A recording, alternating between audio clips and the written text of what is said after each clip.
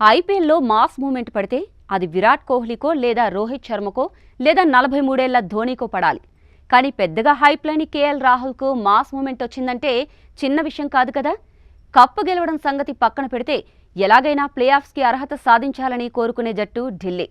అయితే ఈసారి పరిస్థితి చూస్తుంటే కేవలం ప్లే ఆఫ్కు వెళ్లడం మాత్రమే కాదు, ఏకంగా కప్ కొట్టే ఛాన్స్ కూడా కనిపిస్తోంది.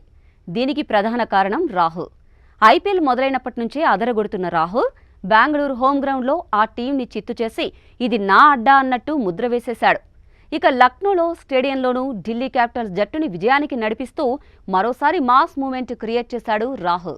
లక్నో సూపర్ జైంట్స్తో తలపడిన ఢిల్లీ ఈజీగా మ్యాచ్ గెలుచుకుంది.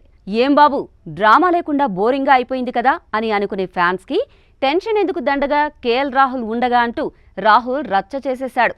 అంతేకాదు, మ్యాచ్ పూర్తయ్యాక ఎల్ఎస్జీ ఓనర్ గోయంకా గ్రౌండ్ మీదకు వచ్చి ఆటగాళ్లందరితో కలిసి హగ్లు, హ్యాండ్ షేక్లు చేసేందుకు ట్రై చేశాడు.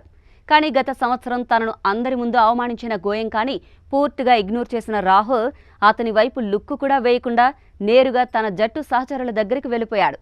అలా తనని పట్టించుకొని రాహుల్ని చూసి గోయంకా నవ్వడం తప్ప ఇంకేమీ చేయలేని పరిస్థితి. ఇక గతేడాది గోయంకా రాహుల్ మీద చూపిన అహంకార వ్యవహారం ఫ్యాన్స్ ఎప్పటికీ మరచిపోలేరు. తన ఆట గురించి తక్కువగా తెలియని ఓ బిలియనీర్ అయిన గోయంకా అంతర్జాతీయ స్థాయిలో రాణిస్తున్న రాహుల్ని బహిరంగంగా నిందించడం పెద్ద వివాదమే అయింది. డబ్బులు పెట్టాం కదా అని నోటికి వచ్చింది మాట్లాడకూడదు, నీ హద్దుల్లో నువ్వుండు అని చాలామంది సలహా ఇచ్చినా గోయంకా మాత్రం తన తీరు మార్చుకోలేదు. అలా ఊరికే సహించని రాహుల్ మెగా ఆక్షన్కి ముందు నువ్వు వద్దు, నీ జట్టు వద్దు అంటూ ఢిల్లీకి వెళ్ళిపోయాడు. మాకు స్వార్థపరులు వద్దు, జట్టు కోసం కాకుండా తమ రికార్డుల కోసం ఆడేవాళ్లు వద్దు అని గోయంకా చేసిన కామెంట్లకి బాధపడి వెళ్ళిపోయిన రాహుల్ ఇప్పుడు గోయంకాని దగ్గరకు కూడా రానివ్వడు అనే విషయాన్ని స్పష్టంగా చెప్పేశాడు. ఇక పంత్ విషయానికొస్తే గోయంకా వేధింపులు అతనిపై కూడా ప్రభావం చూపిస్తున్నాయంటున్నారు.